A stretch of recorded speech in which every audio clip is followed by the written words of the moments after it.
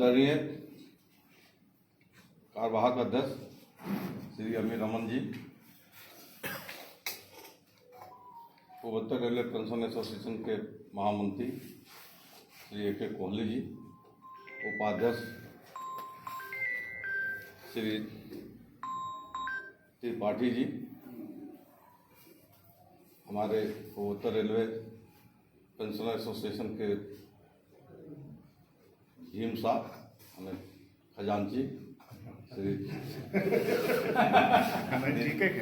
खजांची की हालत में भी बता रहा है श्री शरण साहब, श्री एम एन दुबे साहब, हमारे all India railway men's federation के क्षेत्रीय अध्यक्ष वर्मा जी भी आज पधारे हुए हैं, और राप्ती ये रेल विहार फेज 1 के सभी पेंशनर साथियों,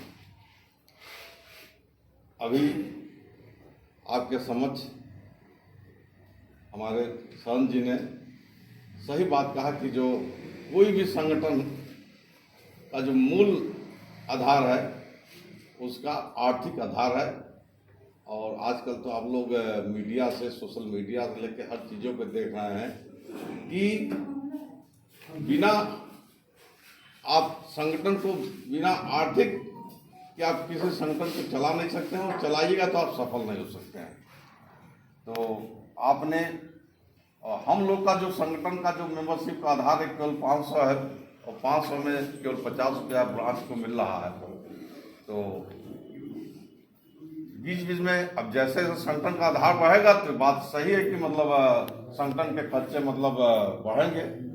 अब इसके पहले पेंशन डे होता था तो थोड़ा सा एक समान तरीके से होता है। अब जब हम लोगों की शक्ति वही, तो हम लोगों ने ये सोचा कि भाई था उसको ही किया जाए, बड़े रूप में दिया जाए। बड़े रूप में देने पे ये तो हमारे खजांची साहब जो बता रहे हैं कि 15-16 हज़ार हो जाएगा, ये मतलब अगर 15-16 हज़ार में कार्यक्रम हो जाए तो मतलब ये अपने आप में बहुत बड़ी बात है कि जहाँ 500-600 मिनिमम भी बात करें 15,000 हो जाए भी काट लिया, तो उसमें हम जानते हैं कि बहुत मतलब इससे कम खर्चा नहीं हो सकता है, लेकिन हम जानते हैं इतने में नहीं होगा, 20-25 हज़ार से कम नहीं होगा। ये बात सही कह रहे हैं आप, में नहीं होगा। तो इसलिए हम लोग अपने संगठन को आर्थिक आधार पर कैसे मजबूत कर सकते हैं, इसके संबंध में भी हम लोग को विचार विमर्श करने की आवश्यकता है। और इसके लिए सबसे पहले यह है कि जो हमारे अपने संगठन से अपने पेंशनर साथियों को जोड़ने का काम किया जाए। इस संबंध में आप लोगों से आग्रह कहूँगा कि जो भी आपके परिचित जो लोग सेवानिवृत्त हुए हैं उनको इस बैठक में लाने का काम कीजिए। कोई जरूरी नहीं कोई मेंबर हो, और आएंगे, और हमको विश्वास है कि जब इस बैठक में आएंगे और आप लोग की गतिविधियों को देखेंगे तो अपने से ऑफर करेंगे कि नहीं संजय हमको भी अपना मेंबर आप बना लीजिए। और ये संगठन के बारे में कुछ लोग कहते हैं कि भाई करे क्या हो रहा है, क्या होता है, क्या समस्या। देखिए, ये पूर्वोत्तर रेलवे पेंशन एसोसिएशन एक सामाजिक संगठन है, और इसमें कोई ये कहे कि भाई हम इस संगठन में हम आपको दे देंगे, ले देंगे, वो तो ठीक है। ये तो जब लोग आएंगे, जब समस्याएं सामने आएंगी तो उसका निराकरण भी होगा। इसके अलावा एक सोशल आधार भी है। जैसे अभी हमारे महामंत्री जी ने बताया कि जब भी देश पे आफत आया है, कोरोना आया, बाढ़ आया, भूकंप आया, गोरखपुर में ये जो हुआ, उस घटनाक्रम में हम लोगों ने कलेक्शन करके देश हित में हम लोगों ने काम करने का काम किया और कंट्रीब्यूशन करने का काम किया। तो ये सामाजिक संगठन का एक बहुत बड़ा जो हम लोग जिम्मेदारी निभा रहे हैं, ये भी बहुत जिम्मेदारी है। राष्ट्र इसमें अगर हम लोगों ने कुछ भी अगर योगदान किया तो समझिए कि इस देश के लिए हम लोग गौरवान्वित है कि हमने अपने देश के लिए कुछ हमने उस पर अंशदान हमने किया। और मैं ये भी जानता हूं कि एसोसिएशन लेवल पे जो भी समस्या आती है उसका समाधान लगभग 92-95% तक समाधान होता है। और इस जब से और उसका एक सबसे बड़ा उदाहरण जो अभी हमारे कोहली साहब ने बताया कि हमारे कार्यवाहक अध्यक्ष अमीर रमन साहब इस काम में लगातार 365 दिन ये इसी काम में लगे हुए हैं। और जो भी चीजें उनके पास आती हैं उनको सीपी ग्राम के माध्यम से, अन्य गिरवान से जो पोर्टल है उसके माध्यम से, व्यक्तिगत पत्र लिख के, व्हाट्सएप पे मैसेज करके, और अन्य जो हमारे शाखा मंत्री हैं वो भी अपने स्तर से समस्याओं का निराकरण करते हैं। और ऐसे ऐसे केसों का निराकरण हुआ जो 15 साल 20-20 साल से जिसको एमएससीपी नहीं मिला, एमएससीपी मिलने का काम किया। जिनको पुरानी पेंशन स्कीम का लाभ नहीं मिला उनको पुरानी पेंशन स्कीम का, जिनका बैंक से रिकवरी का आदेश आ गया उसका बैंक से रिकवरी होने का काम किया। तो ऐसा नहीं कि समस्या आप लोग ले आइए और उस समस्या का समाधान, ये समय लग सकता है, हो सकता है कि हम 2 महीने का आशा करते हो तो 2 महीने में हो जाएगा, 6 महीना लग जाएगा, लेकिन पूरा विश्वास है कि इस समस्या का समाधान इस मंच से अवश्य होगा।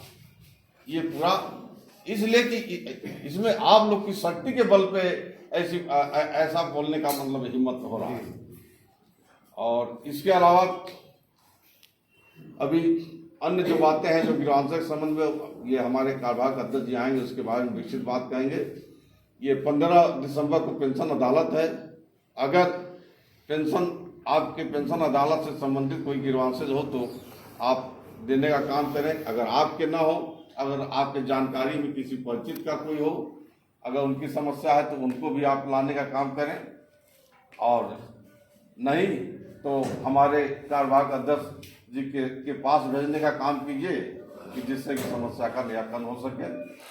और कुछ बातें हम जो 13 तारीख को भारत पेंशन समाज का 67 वार्षिक अधिवेशन हुआ, उसके बारे में भी मैं आपको संक्षिप्त रूप में जानकारी देने का काम करूंगा, क्योंकि हमारे महामंत्री कोहली साहब ने इसके बारे में लगभग मोटी मोटी चीजें बता दिए हैं।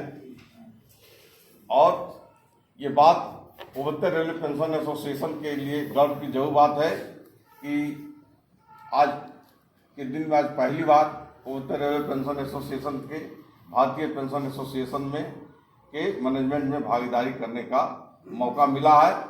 और इस मौका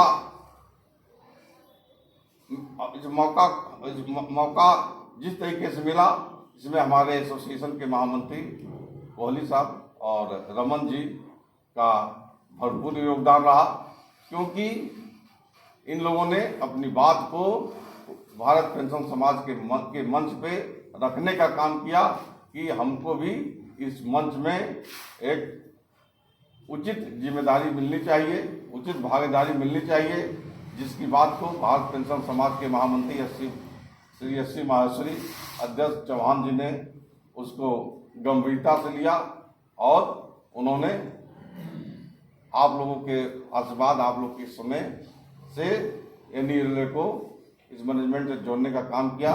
इसके लिए मैं अपने सभी नेताओं को, आप सभी लोग को मन से, दिल की ऊंचाइयों से आपका आभार और अभिनंदन करता हूं। इसके अतिरिक्त इस बैठक में हमारे कार्यवाहक अध्यक्ष जी ने, इस बैठक में, इस एजीएम में ये था कि हर जो संगठन है उनको एक ही डेलीगेट को बोलने का मौका देना था उनको, और एक ही का दिया गया। हमारे यहाँ से अमीर रमन साहब को बोलने का मौका मिला और हमने भी पर्ची भिजवाया था एनईएलए मजदूर बिल के माध्यम से के प्लेटफॉर्म से, तो जिसके नाते हमको भी बोलने का मतलब मौका मिल गया। हमारे कार्यवाहक अध्यक्ष रमन साहब ने जो पूर्वोत्तर रेलवे पेंशन एसोसिएशन या अन्य एसोसिएशन हैं उनको काम करने के लिए जो एकोमोडेशन की बात है, एकोमोडेशन के संबंध में आपने बात उठाया कि एकोमोडेशन के संबंध में डीओपीटी का आदेश है कि अगर अन्य संगठनों में, अन्य रेलवे में भी आपको उनको देने का, उनको काम करने के लिए ऑफिस परिसर में ऑफिस देने की व्यवस्था किया जाए, लेकिन नहीं दिया जा रहा है। बल्कि इसके विपरीत में अप्रैल या जून के महीने में रेलवे बोर्ड ने एक लेटर निकालने का काम किया। इस लेटर का रिजल्ट ये होगा कि किन्हीं रेलवे पे जो एसोसिएशन को जो एकोमोडेशन मिला है उसको रेलवे खाली करवाने का काम करेगी। इसलिए उन्होंने महामंत्री जी से अपील किया कि महामंत्री जी, इस रेलवे बोर्ड के लेटर को आप व्यक्तिगत हस्तक्षेप करते हुए इस लेटर को आप रेलवे बोर्ड से विड्रॉ करने का काम कीजिए, नहीं तो जो हम लोग को मिला है वो भी खोने का काम करेंगे।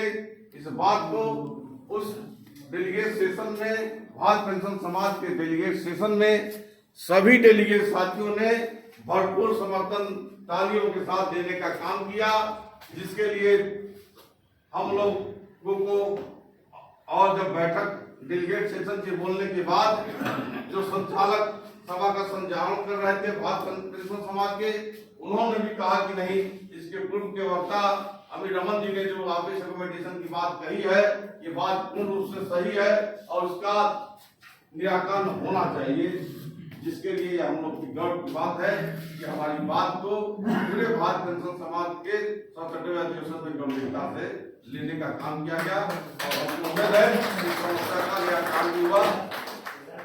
उसके बाद हमको भी डेलीगेट सेशन में बोलने का मौका मिला। हमने 3 मुद्दे उठाने का काम किया। संक्षिप्त रूप में मैं बताऊंगा। हमने कहा देखिए सर, ये मत में हमने कहा कि देखिए ये डेलीगेट सेशन है, सभी देश के कोने कोने से लोग आए हुए हैं।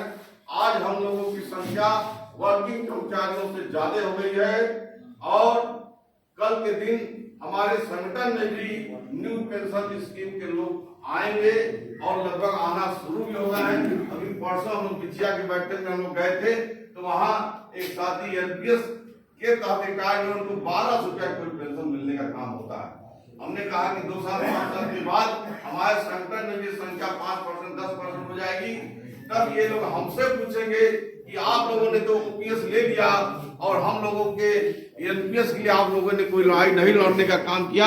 तो आज से ही हम लोग सजग हो जाए और हम लोग एनपीएस के बदले जो ओपीएस की बात है, ये बात लागू करने की बात कहा जाए। और आज इसलिए भी हम ये कह सकते हैं क्योंकि मैं समझ रहा हूं कि हमारा संगठन, जो हमारा एसोसिएशन है, हमारा जो भारत पेंशन समाज है या अन्य जो इंडियन लेवल पे जो ऑर्गेनाइजेशन है, आज हम लोग वर्किंग फेडरेशनों से मजबूत स्थिति में है, जिसके नाते वर्किंग फेडरेशन की नजर भी हमारे एसोसिएशन फेडरेशन पे है। और इन लोगों ने मतलब समझिए कि एक अपना पेंशनर यूनिट खोलने का काम किया है। इन पे भी आपको नजर रखने की आवश्यकता है, इनसे सावधान रहने की आवश्यकता है। अभी थोड़े आवश्यकता के लिए आप मैंने जानकारी के लिए बता दूं कि यहाँ जो NFIR के से संबंधित लोग हैं, यहाँ एक कोई राय साहब हैं, क्या नाम है सर, जो बीजी से रिटायर किए, उनको इसका बना है, ये घूम घूम के लोगों को ये कर रहे हैं कि आइए हमारे यहाँ मतलब मेंबरशिप लीजिए। तो ऐसे जो लोग हैं उनसे आप लोग को सावधान रहने की आवश्यकता है, जिनसे हम लोग की जो संगठन की जो एकता बनी हुई है वो कहीं विखंडित न होने पाए। और हमको पूरा विश्वास है कि हमारे जो एक साथी हैं उसके लिए मतलब लगे हुए, कोई हमारे ऊपर कोई का संगठन पे कोई असर नहीं डाल सकता है। एक बात हमने ये कहा। दूसरी बात हमने कहा कि सेकंड पेंशनर जो होते हैं, जैसे अनमेरिड डॉटर और डाइवोर्स डॉटर, जो भी उस कैटेगरी में आते हैं, उनका जो फैमिली पेंशन मिलता है उनको एक मतलब लिमिट का एक टारगेट बना दिया जाए कि 6 महीने साल भर के अंदर दे दिया जाए, क्योंकि उसमें भी बहुत लेट हो रहा है।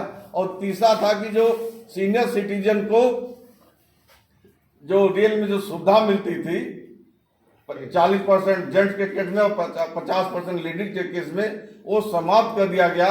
और उसके बाद ये सुनने में आया है कि उसको पुनः बहाल हो सकता है, लेकिन उसमें कुछ एज से संबंधित कोई कंडीशन लग सकती है। हमने कहा कि जैसे पूर्व में कोविड के पहले जिस कंडीशन में था, उसी कंडीशन के तहत उसको लागू होने की आवश्यकता है। और इस मंच पे सभी विभाग के लोग हैं, सेना के लोग हैं, इनकम टैक्स के लोग हैं, हर जगह के लोग हैं। इसलिए ये बात को उसको उठाने की आवश्यकता है और उठेगा तो हमको पूर्ण विश्वास है सीनियर सिटीजन का जो सुविधा मिला था रेलवे से, वो जल्द ही बहाल होने का काम होगा। हमने समय ज्यादा लिया, इसके लिए आपसे मैं माफी मांगता हूं। और मैं इन्हीं बातों के साथ, जो आप लोग का प्यार मोहब्बत स्नेह जो आप लोगों ने दिया, उसके लिए मैं पुनः आपका आभार व्यक्त करता हूं, आपका अभिनंदन व्यक्त करता हूं। जय